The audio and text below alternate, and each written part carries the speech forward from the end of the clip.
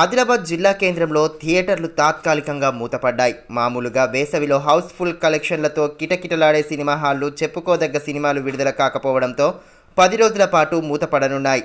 IPL season ప్రభావం, పెద్ద హీరోల సినిమాల సందడి లేకపోవడంతో థియేటర్లకు వచ్చే ప్రేక్షకుల సంఖ్య భారీగా తగ్గింది. ఇదే సమయంలో తెలుగు చిత్రసీమ నుండి విడుదలయ్యే చలనచిత్రాల సంఖ్య కూడా తగ్గడంతో తాత్కాలికంగా వెండితెరకు విరామం పడింది. శుక్రవారం నుండి ఈ నెల 23 వరకు థియేటర్లను మూసివేసి ఉంచనున్నట్లు నిర్వాహకులు తెలిపారు. నిర్వహణ ఖర్చులు భారంగా మారడంతోనే రాష్ట్ర వ్యాప్తంగా ఈ పరిస్థితి నెలకొందని, ఈ విషయాన్ని సినీ ప్రముఖులు గమనించాలని పేర్కొన్నారు.